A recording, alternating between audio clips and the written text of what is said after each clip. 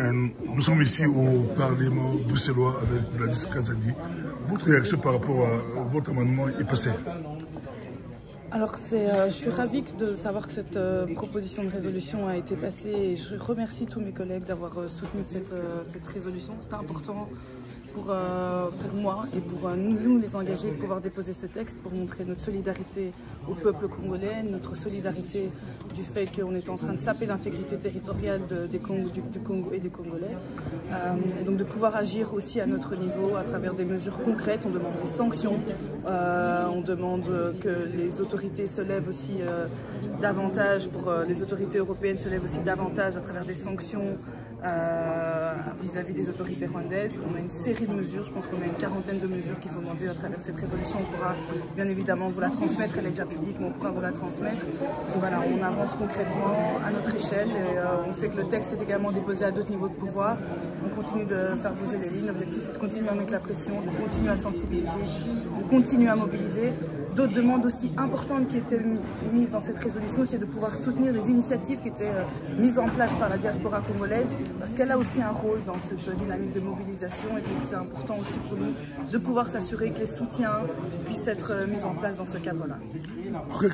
Quelles sont les sanctions que vous proposez contre les dirigeants rwandais? Alors déjà, il y a les sanctions économiques. On demande déjà la fin des accords de coopération, de tous les accords, de tous les protocoles d'accords de coopération qui existent entre le Rwanda et tous les pays européens.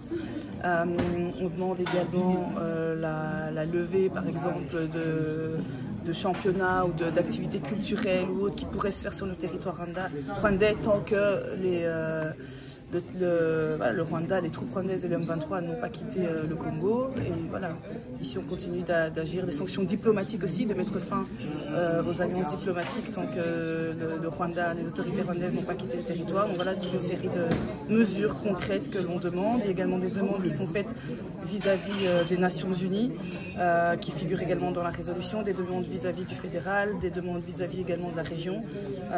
Et donc on a essayé de poser des points à tous les niveaux de pouvoir, parce qu'en fait tout le monde doit pouvoir se mobiliser dans le cadre de ce conflit qui cause déjà beaucoup trop de morts et de souffrances. Mais ça fait beaucoup d'années que l'ONU est là, mais est-ce que vous proposez qu'on puisse changer leur mandat? C'est possible?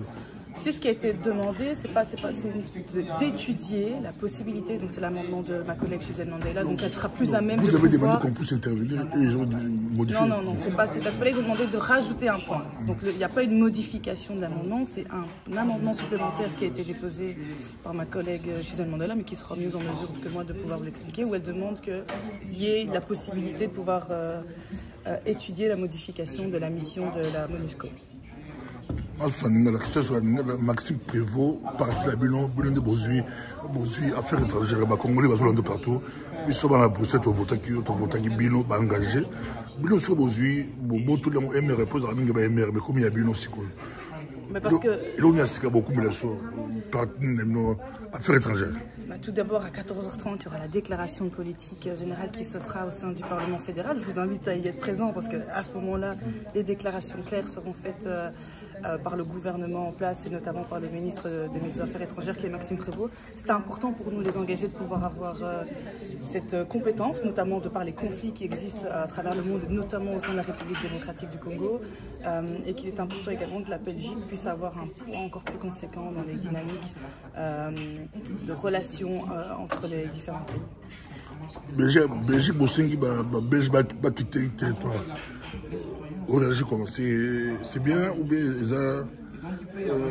Écoutez, moi je ne suis pas dans les ambassades ont conseillé à leurs ressortissants de quitter le territoire, de se déplacer au vu de certains mouvements qui ont pu se faire. Affaires étrangères, c'est officiellement la Belgique va quitter le territoire. Et donc, voilà, donc ici il y a des possibilités d'instabilité. C'est normal qu'en tant que ressortissant de pays, on veuille s'assurer que les ressortissants ressortissants soient dans de bonnes conditions et soient bien mis à l'abri. Donc voilà, mais moi je ne suis pas dans la mesure, je ne suis pas dans le comité qui a été amené à décider cela, mais j'imagine que si cette décision a été prise, c'est que des facteurs, des analyses de situation ont été faites et ont amené à ce qu'on en arrive à cette décision. La suite des événements, la suite comme je l'ai indiqué, donc en plénière. Donc si maintenant le texte est passé en commission, il doit passer en plénière et donc il reste une dernière étape pour l'analyse de ces propositions de résolution. Merci beaucoup. Je vous remercie.